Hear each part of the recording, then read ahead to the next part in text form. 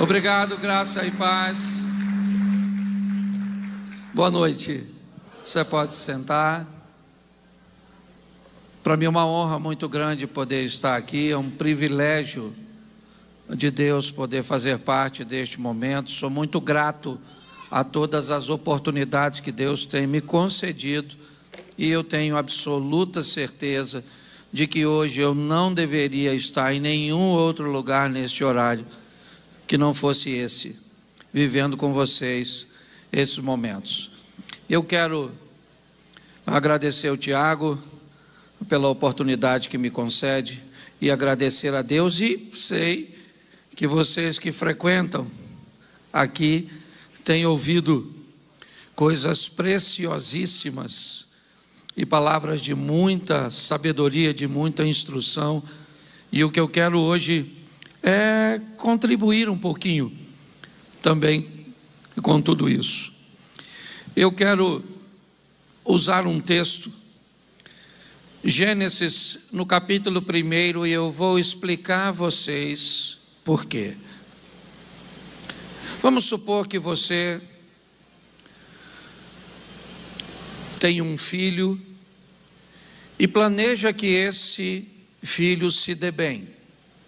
Você quer que ele vença, você quer que ele rompa, e você então vai deixar a ele instruções num livro, na Bíblia Sagrada. São 66, vamos dizer, volumes entre cartas, livros, epístolas. Mas você há de convir comigo que é muito conteúdo para o seu filho ler. Pode correr o risco de que ele não se interesse tanto assim por essa escritura. Ele vai precisar de toda ela. Mas se você fosse Deus, em que capítulo você colocaria algumas instruções cujas quais você considera fundamentais? Em que livro dessa enciclopédia? Provavelmente no primeiro livro. Para que você tivesse certeza que ele não desanimasse, provavelmente no primeiro capítulo, que aí fica fácil. Se o menino ler pelo menos o primeiro capítulo, você já teria mais ou menos a garantia de que nele ele encontraria os requisitos. E eu não estou menosprezando o restante do conteúdo bíblico, até porque a Bíblia é algo fenomenal, mas eu quero fazer algumas reflexões com vocês sobre Gênesis capítulo 1. É só isso que nós vamos olhar hoje, tá certo? Mas é importante nós entendermos algo. Inteligência é a capacidade que o indivíduo tem de aprender. Numa pesquisa feita em 2001 por uma universidade americana, o Brasil, entre 65 nações, a pesquisa tinha a ver com coeficiente de inteligência. O Brasil ocupou o 59º lugar. Ou seja, de 65 países, nós ficamos em 59. O que indica que boa parte das coisas que a gente fala com as pessoas, elas sequer são capazes de entender.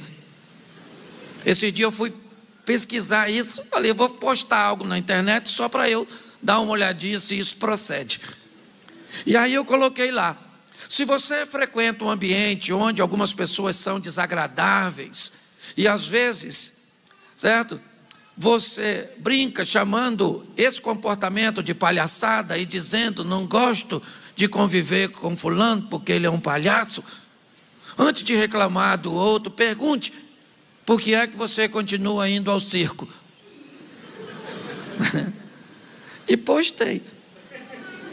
Aí uma moça respondeu, ué, eu não sabia que ir ao circo era pecado. Aí eu descobri que a pesquisa estava valendo.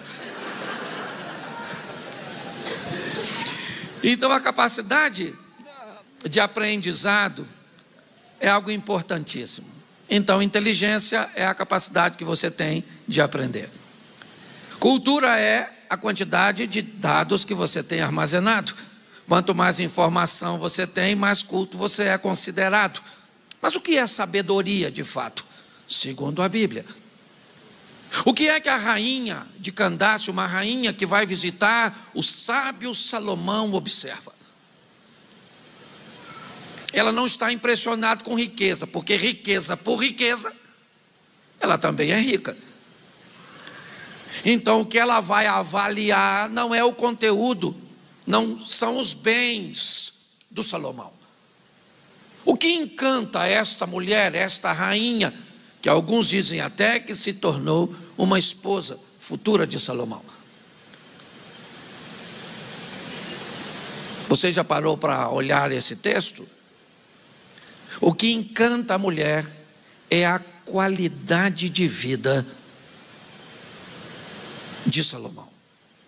E não apenas dele, a qualidade que o rodeia. Ela chega e começa a observar a qualidade de vida de seus criados, como eles se comportam, a fragilidade da segurança da cozinha do Salomão.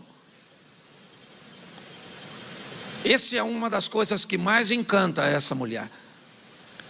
Não há soldados para supervisionar a comida. Ao contrário do rei da Pérsia, por exemplo, que precisava de alguém para provar sua comida, e tantos outros reis, me parece que isso não tem muito a ver com a vida do Salomão. Não há muita preocupação com a segurança dele pela porta de onde grande parte dos monarcas foram à morte. O envenenamento. Ninguém quer ver Salomão morto. A qualidade de vida que está ao redor dele, a maneira com que seus criados se vestem, como eles se portam, como eles atendem, não tem a ver com serem escravos, serem servos. Eles estão satisfeitos onde estão.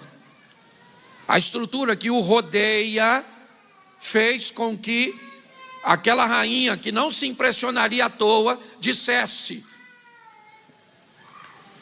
você é muito maior do que tudo que me disseram a seu respeito. Olhar para o que eu estou vendo e para a maneira que você resolveu viver, porque sabedoria, ao contrário de inteligência e cultura, tem a ver com qualidade de vida. E não apenas a sua, mas daquela estrutura periférica que está ao seu redor. Então, nós vamos olhar hoje Gênesis 31 versículos. Neles estão profundas instruções de sabedoria para conduzir a nossa vida aqui na terra. Para erradicar nossos problemas, erradicá-los? Não. João 16, 33, disse que no mundo nós teríamos aflições. Então não dá para desaparecer com elas. Não tente uma vida perfeita, porque não vai rolar. O máximo que você consegue é uma vida suave. Perfeita não. E diga-se de passagem, os solteiros têm mais sucesso. Tá certo? Os casados já se dispuseram. Porque a Bíblia diz que o ferro com ferro se afia. Para você ter noção, eu vim com minha esposa, até falei, né? Que eu vim com minha esposa, vim de carro, de São Paulo para cá, dirigindo 5 horas, porque eu precisava fazer, na verdade, é o meu escritório de reuniões com minha esposa, o meu carro.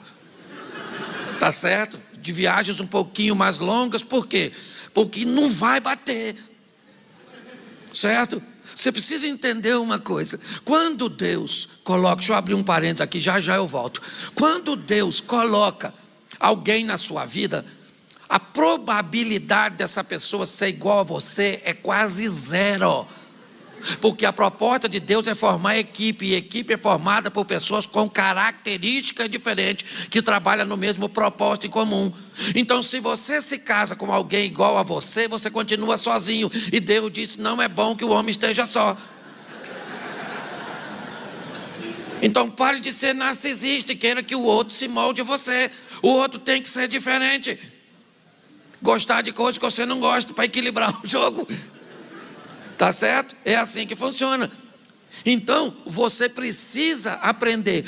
Todas as vezes que você encontra alguém educado e fácil de viver, você tem paz, mas não tem crescimento.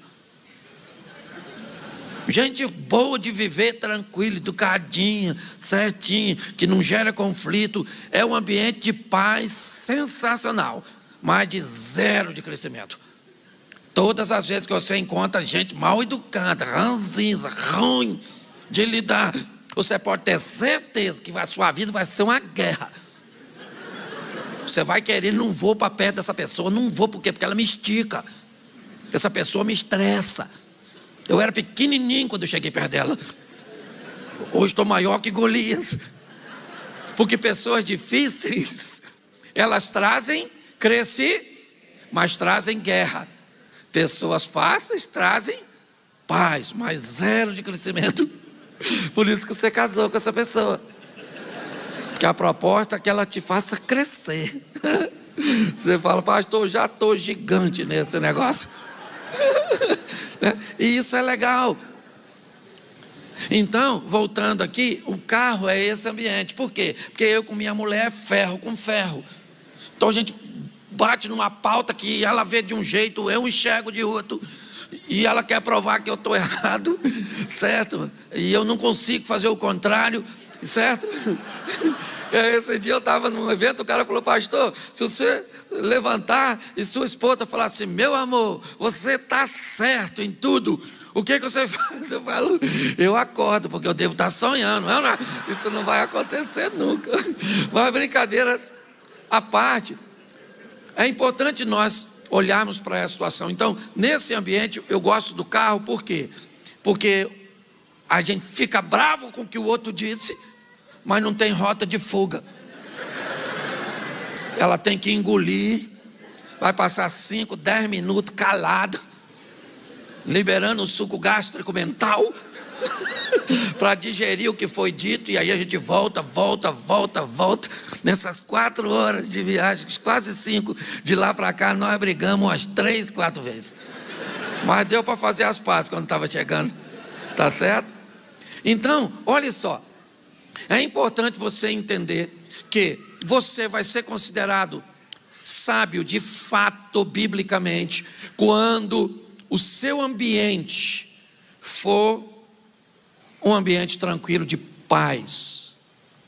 É assim que a Bíblia vê, tá certo? Uma vida mais suave. Aí Jesus deu um alerta ainda em João 10:10, um texto mal interpretado por muita gente. O ladrão não vem senão roubar, matar e destruir. Eu vim para que tenham vida e a tenham em abundância. Então preste atenção. Muitas pessoas, ao ler esse texto, o ladrão não vem, senão a roubar, matar e a destruir, acham que o texto está falando de Satanás. Mas se você olhar esse texto um pouquinho antes, esse texto não fala de Satanás. O ladrão aqui que vem roubar e matar e destruir, na verdade são homens, são pessoas, cujas quais eu aconselho você examinar o texto depois, para que você possa verificar. Então a proposta é: se eu sou sábio, minha vida é uma vida suave, não perfeita. Fala: vida suave e não perfeita. Isso aí. E como eu posso suavizar a minha vida? Colocando minha vida, certo, pautada nas instruções de Deus. Respeitamos as leis da física, respeitamos a lei da atração, respeitamos. Aliás, eu poderia até usar um texto para vocês, para justificar a lei da atração, que muitos gostam de usar, Provérbios capítulo 23, verso 7, porque assim como imaginou o seu coração, assim é. Pensamentos e emoções positivas conduzem sua vida a expectativas favoráveis, é o que diz a lei da atração. Mas mais do que contar simplesmente com isso, eu quero que você, se você tem uma Bíblia, abra, senão provavelmente o texto vai para aí, mas eu faço questão, tá ok? De abrir aqui e pegar o texto com vocês. Gênesis, capítulo 1, verso 1. Preste atenção e eu vou discorrer de forma rápida. Meu propósito é motivar você a olhar isso mais de perto, certo? Durante aí o seu cotidiano. O texto começa dizendo: no princípio criou Deus céus e terra. No princípio criou Deus céu e terra. Eu sei que é um pouquinho chato, mas vamos lá. Repita comigo: céu e terra. Isso. No princípio cria Deus céu e terra.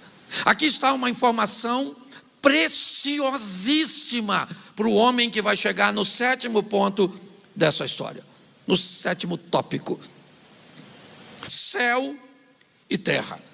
Aqui está a direção de como o ser humano precisa enxergar a vida. As duas coisas mais importantes: céu e terra. Mundo espiritual, céu; mundo material, terra. Em que ordem? Exatamente na ordem aplicada: céu e terra. Não está apenas aí, vamos lá.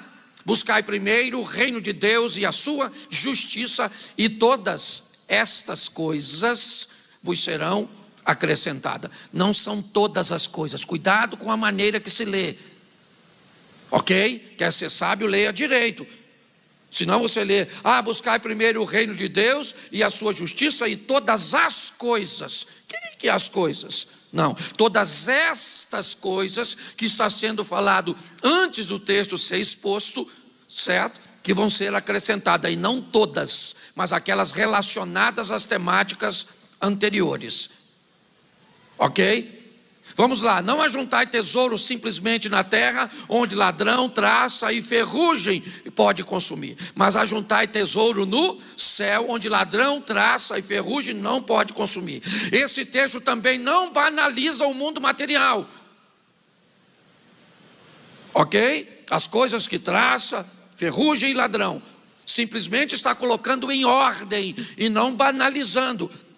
Está estabelecendo prioridade. Vamos lá: que adianta o homem ganhar o mundo inteiro e perder a sua?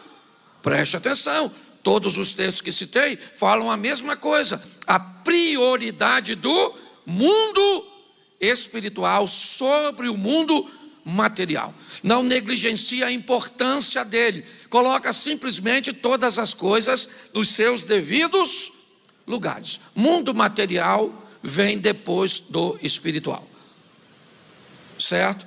Por quê? Porque é ele que te traz plenitude, satisfação, tá certo? Hoje eu posso frequentar ambientes, desde as comunidades carentes até os alfaviles, desde as pessoas anônimas até prefeitos, governadores, artistas, jogadores de futebol, que relatam suas intimidades. Hoje eu converso com a mulher do gari, mas também converso com a mulher do bilionário, e posso enxergar, certo? Que há muita diferença quando o assunto é monetário, mas a diferença é quase nenhuma quando o mundo espiritual é negligenciado. Então é importante nós entendermos isso. O mundo espiritual vem primeiro. Eu preciso descobrir como ele funciona.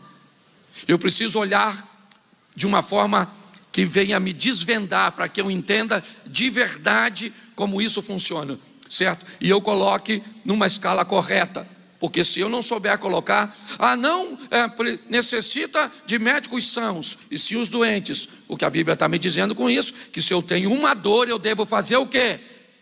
Procurar um médico, porque quem precisa de médico são pessoas que estão doentes. Então, quando eu começo a entender como as coisas funcionam, eu suavizo minha vida. Eu faço com que a minha vida seja mais suave. Hoje, mais de 95% de problemas que eu saio para resolver não são meus. São problemas de outras pessoas. Porque eu aprendi a aplicar na minha... Não tenho vida fácil, não tenho os meus problemas, tenho problema com meus filhos, com os meus netos, com uma igreja que pastoreio, certo? E com ministério e com tantas outras coisas. Mas aprendi a ter uma vida suave, entendendo isso. Então, mundo espiritual vem primeiro, mundo material depois. Posso ouvir um amém? Amém. Segunda coisa, vamos aqui, rapidinho. O texto diz assim, no verso 3. E disse Deus, haja luz, e houve luz. Nós temos duas coisas nesse texto. O primeiro é Deus chamando à existência algo que não existe, como se já existisse. Se eu quero viver bem neste mundo, reconhecendo o mundo espiritual, eu vou precisar de uma coisa indispensável para o mundo espiritual: fé. Isso até o mundo secular já sabia disso, até Gilberto Gil já falava sobre isso. Anda com a fé, eu vou, que a fé não costuma falhar. Eu acho até Deus tentando se comunicar, certo? Através da música popular brasileira. Você vai precisar de fé, certo? Sem fé é impossível agradar a Deus. Então, se você vai viver nesse mundo, você precisa ter fé, principalmente em duas pessoas. Primeira, quem? Deus. Segunda, você. Você precisa acreditar em você. Você acredita em você? Olhar para você mesmo e falar, eu acredito em você. Olhar para o espelho e dizer, você é uma pessoa inteligente. Você é fera. Eu acredito em você. Vai, garoto.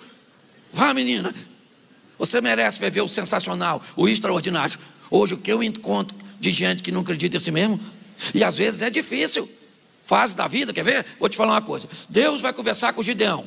Não sei se eu vou usar texto que às vezes você não tem contato. Eu não gosto dos textos mais fáceis, que aí as pessoas sabem. Que às vezes a gente cita umas pessoas na nossa pregação, que a pessoa...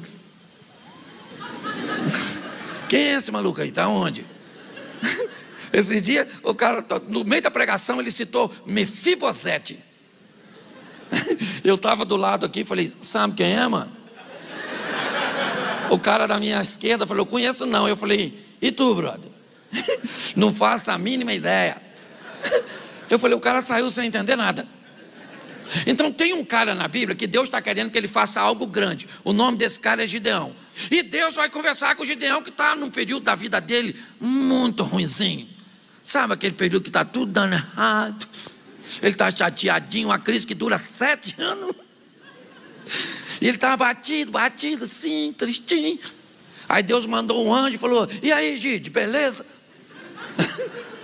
Ele falou, o negócio está bravo aqui, estamos sendo atacados pela turma aí, o negócio está difícil.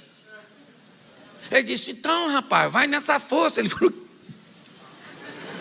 que força? Minha força já acabou 6 anos atrás. A chapa está quente, maluco. E o anjo falou, pois é, irmão, faz igual o carioca, se cair, cai atirando. Mas vamos embora. Não entrega os pontos.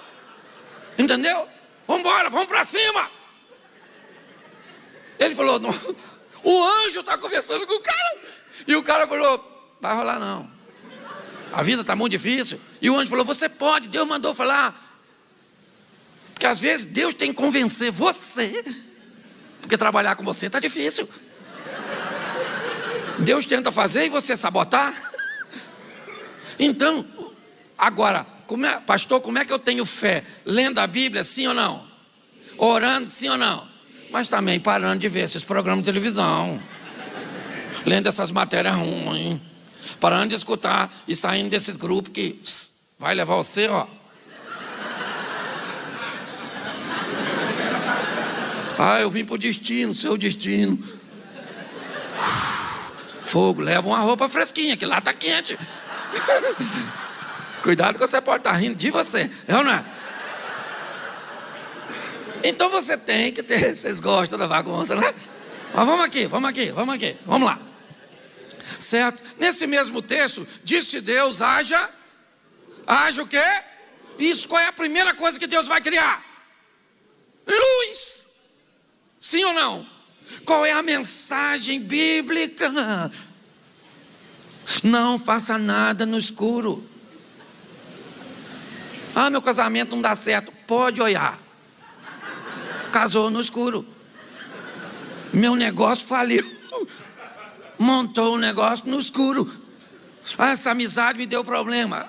Estabeleceu uma amizade no escuro. O que é escuro? Aqui a palavra luz tem a ver com conhecimento. Certo? Então ilumine antes de fazer as coisas. Vai casar? Quem aqui é solteiro, levanta a mão. Todos os solteiros. Você vem num lugar especial hoje. Se você errar... Aliás, eu vou ler um texto aqui que eu gosto muito, falando de conhecimento. Oséias, coloca aí na sua Bíblia. Oséias 4:6. O meu povo foi destruído porque lhe faltou conhecimento. E o texto continua dizendo, porque tu rejeitaste o conhecimento. Presta atenção, o texto não está dizendo que o povo estava cometendo erro porque lhe faltava simplesmente conhecimento. O texto está dizendo que o povo tinha o conhecimento, mas que optou por não utilizá-lo. E aí se lascou. Então você vai fazer qualquer coisa, está lá na Bíblia, quer fazer, bota a luz nesse troço. Quer arrumar um casamento? Beleza, tem que casar mesmo, meu filho. Tem gente que vem nesse mundo para a carreira solo. Então, pelo amor de Deus, nem casa para não atrapalhar os outros. Não quer dizer onde vai, quanto custou, não quer dar satisfação da sua vida, não gosta de nada, não gosta de compartilhar, não gosta de deitar na mesma cama, tem problema com luz, com escuridão, tem essas palhaçadas todas, televisão no quarto, essas coisas todas. Não casa. Pastor, mas eu tenho que fazer sexo. Nós casamos e não fazemos. Continua solteiro, que pelo menos não aplaude não. Não aplaude não. Estou falando troço ruim e vocês aplaudindo? Que coisa é essa? Então, conhecimento. Tudo que você for fazer, antes de fazer, coloque luz, ilumine. Vai fazer parte de uma comunidade de fé? Ilumina antes. Vai olhar princípios, valores, dá uma olhada em tudo isso. Vai arrumar uma pessoa? Vai lá. Quer arrumar alguém, você que está solteiro? Eu falo muito disso, o que você faz? Pega alguém, gostou, procura um ex da pessoa, vai para a pesquisa de campo. Namorou fulano? Acabou por quê? Abre o jogo aí que eu tô pegando agora. Mas estou querendo informações. Melhor do que aprender com seus erros é com os outros. Vai na casa dos parentes, pega aquela idosa, vovó, que deixa escapar informações preciosas e pergunta a respeito da pessoa. Eu estou brincando, mas é só para você entender isso, para ficar fácil. Tudo que você for fazer, coloca a luz primeiro, porque aí a probabilidade. Pastor, olha, posso falar a verdade para o senhor? Eu ainda estou aprendendo sobre o mundo espiritual. E sabe o que aconteceu? Eu me converti e parece que depois que eu me converti as coisas pioraram. Claro! Quando você se converteu, você acendeu uma luz na sua vida. Quando você acendeu essa luz provocou uma reação que faz aparecer tudo aquilo que nunca deveria estar na sua vida. Então você começa a ter problema com um, com o outro, problema com isso, aquilo. O que é isso? É essa luz denunciando que aquilo não é mais para você. Pode ter sido um dia, mas agora você vive com novidade de vida. Então você se prepara, você está entendendo? Para lidar com essas coisas. Vai fazer alguma coisa, precisa de um sócio, luz no miserável. Padre, o negócio está feio. E depois, se virou crente, costuma botar a culpa em Satanás. Tem gente que só entra para a igreja para arrumar um culpado. Agora você não tem mais problema nenhum no seu casamento, é o diabo que está furioso, o diabo. O diabo mandou a crise para sua empresa, para o seu negócio, o diabo. Tem gente que eu conheço gente que o diabo não ousaria caminhar com essas pessoas. Eu conheço gente que está com um nome tão ruim que Satanás.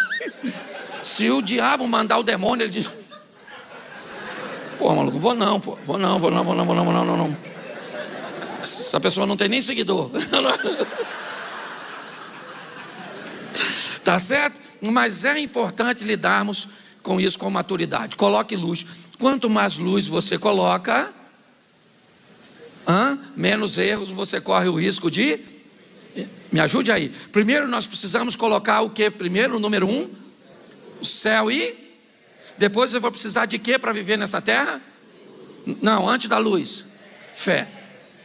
Então, céu primeiro, terra depois, mundo material primeiro, espiritual, mundo espiritual primeiro, material depois. Vou precisar de fé e agora eu vou precisar de luz. Próximo passo. A terra sem forma e vazia. O Espírito de Deus se movia sobre a face das águas. Deus chama a existência a luz aparece, mas agora, ainda em Gênesis 1, o ambiente é instável, só tem água.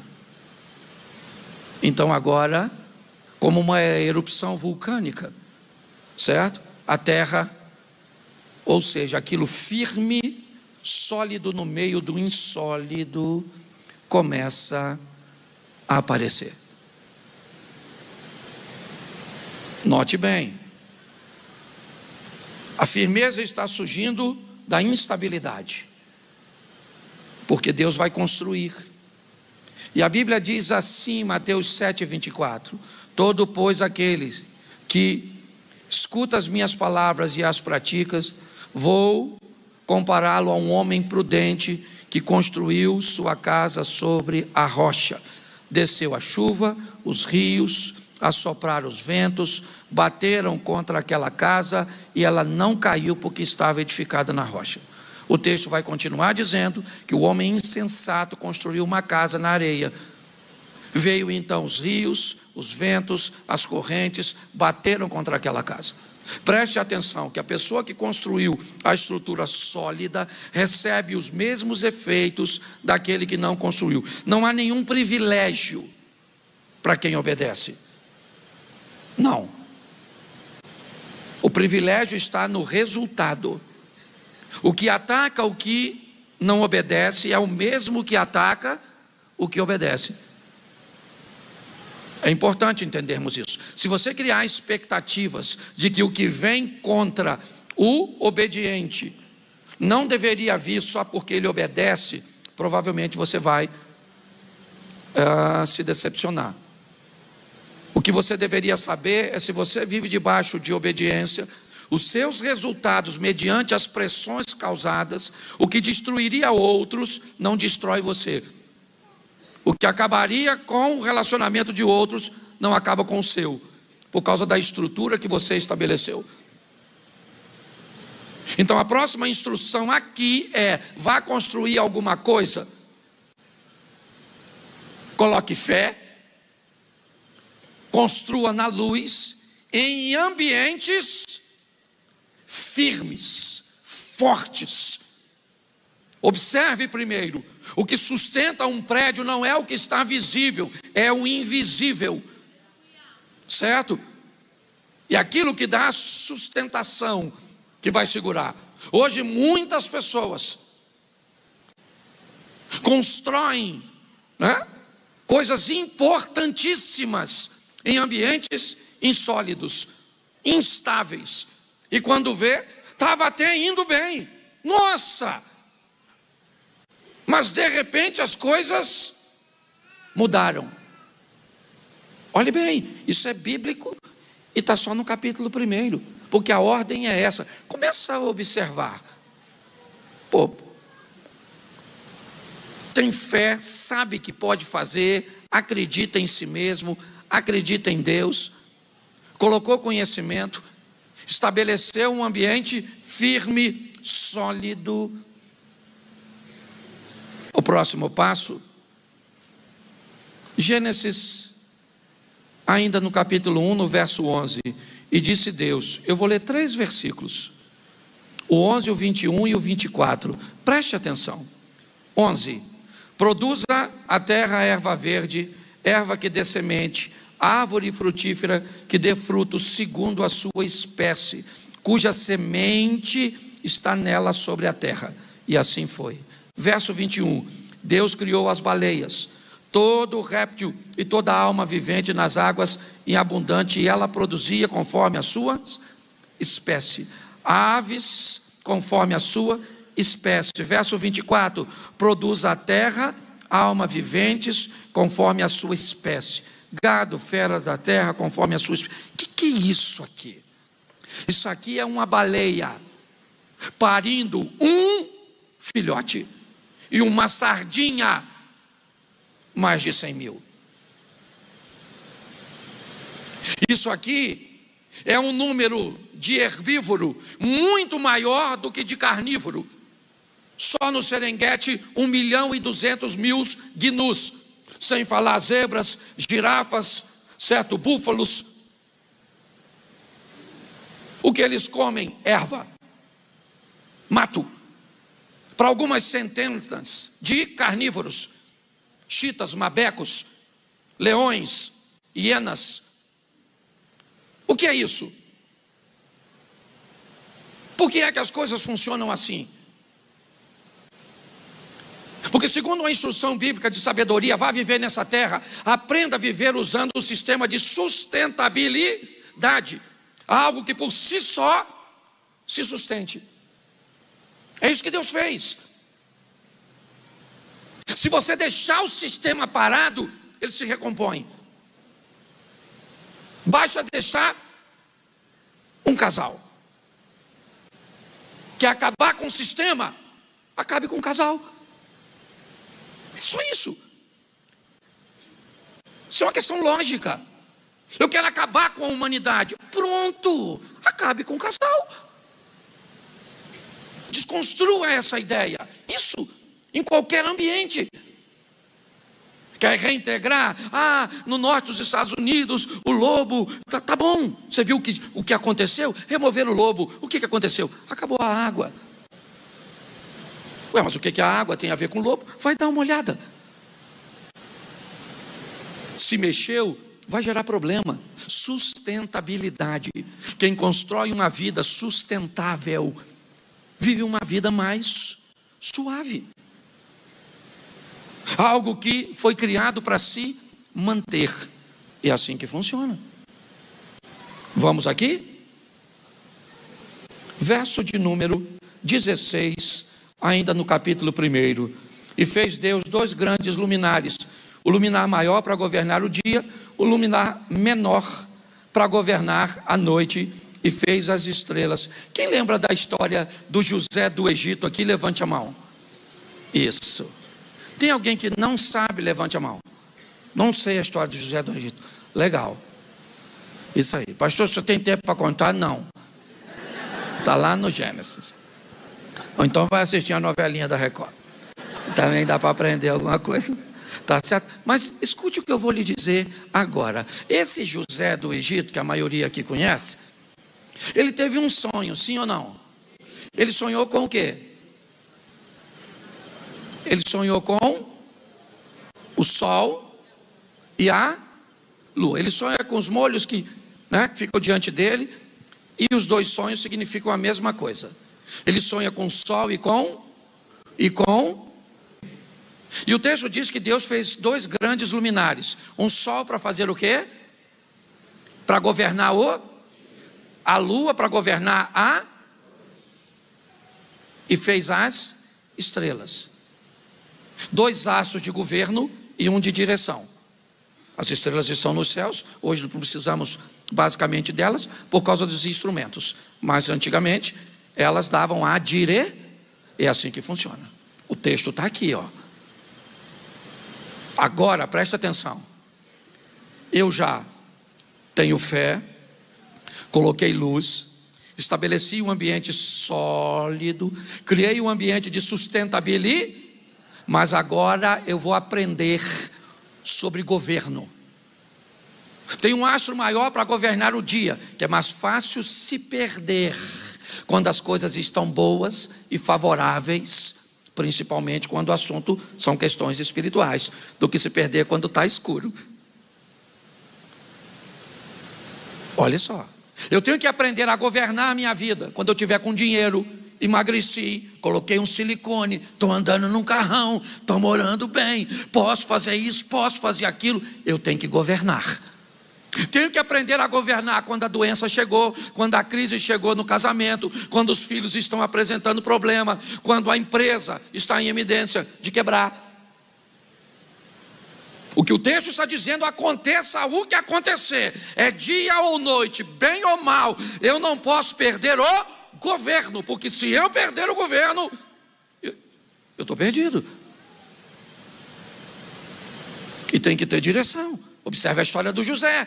Sonhou com sol e lua, porque isso dizia que ele seria governador. Mas para chegar até lá, ele precisou das estrelas, o que representa as estrelas no caminho dele, a direção. Precisou entender, não deixar seu coração azedar quando foi perseguido e vendido pelos próprios irmãos, os que deveriam protegê-los. Aprendeu a lidar com recursos na casa de um homem rico. Aprendeu a se desviar de uma mulher, certo, que vinha a oferecer o prazer para ele. Dali ele vai para a prisão de forma incorreta, é verdade, mas vai, porque às vezes a vida vai te levar para lugares que você não gostaria de ir, e quando a vida te levar para lugares que você não quer ir, leve Deus como seu companheiro de viagem. É assim que funciona. Então você sabe governar a sua vida quando as coisas estão bem? Joia. Sabe governar a sua vida quando as coisas estão maus? Bem. Criou um ambiente onde há sustentabilidade? Está bem. Criou um ambiente firme, está construindo as coisas em ambiente sólido? Está fazendo as coisas colocando luz, conhecimento, deixando as emoções de lado e colocando mais razão em algumas situações? Provavelmente. Estabelecendo fé, sua prioridade é o céu primeiro e a terra depois. Eu fecho aqui no verso 28 e diz assim: e Deus os abençoou, e Deus lhe disse: frutificai, multiplicai-vos, enchei a terra, sujeitai-a sobre os peixes do mar, sobre as aves do céu. Preste atenção, aqui nós temos a chegada do ser humano. Como um pai, um casal que prepara um enxoval para o bebê chegar. É isso que Deus fez. Toda a estrutura foi preparada, tudo organizado, pronto, perfeito, para colocar a mim e a você. A coisa mais valiosa, a sua alma. A Bíblia diz que todos os recursos dessa terra não são suficientes para comprá-la. Essa é a grande verdade. Mas a minha pergunta, e eu fecho aqui,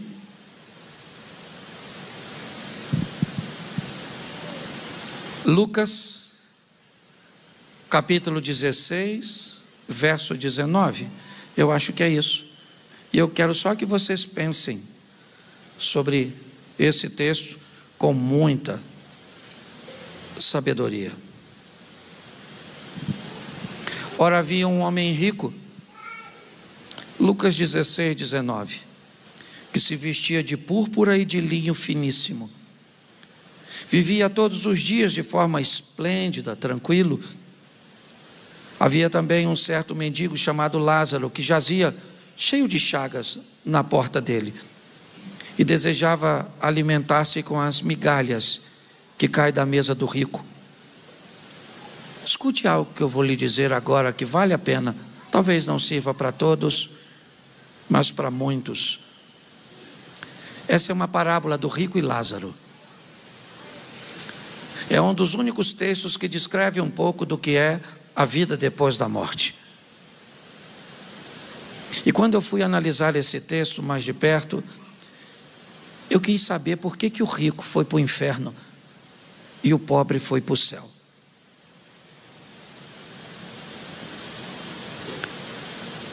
O texto não diz que o cara ganhou dinheiro de forma ilícita.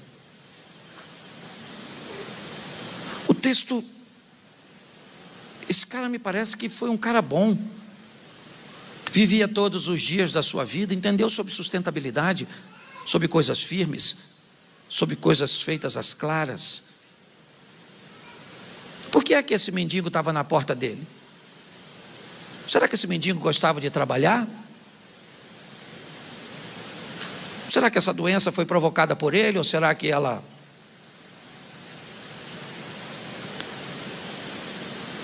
E aí eu descobri que não tinha nada a ver com isso. Eu descobri que o rico só foi para o inferno porque foi indiferente à realidade de seu próximo. Foi só isso. O próximo queria uma migalha. Sabe o que é uma migalha? Uma migalha é algo que não representa nada para quem tem, mas que faz toda a diferença para quem não. E aí eu descobri que a sabedoria me remete ao propósito daquilo que eu tenho e não o que eu tenho. O propósito daquilo que eu faço e não o que eu faço. Essa não é uma história...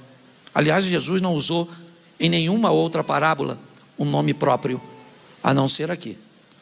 O que provavelmente indica que o Lázaro aqui existia. E não era o Lázaro de Betânia, não, irmão de Maria e Marta. Mas há uma mensagem muito poderosa que eu gostaria de colocar na sua cabeça para você pensar. O que a dor dos outros causa em você? Se não causa nada, reveja a sua fé. Reveja a sua clareza, sua firmeza, sua sustentabilidade, porque tudo pode ser colocado em jogo por causa de uma coisa muito simples.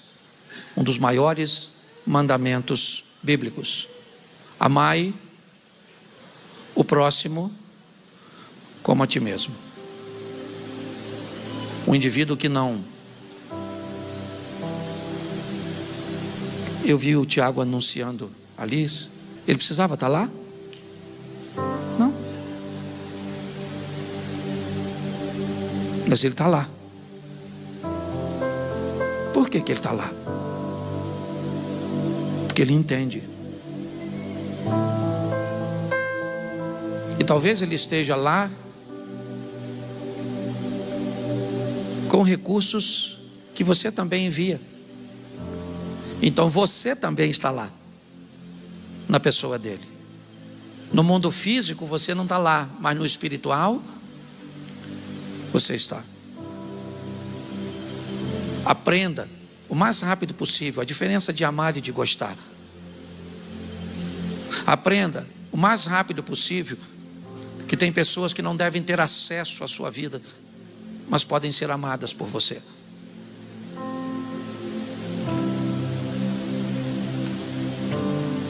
Que Deus abra o nosso entendimento para isso. Descubra no dia a dia quem é o seu próximo, quem é o seu Lázaro, quem é aquela pessoa que você vai tirar um tempinho para dar uma migalha, algo que não faz diferença para você, mas pode ser crucial para o outro. E pare de pensar só em dinheiro, tá bom?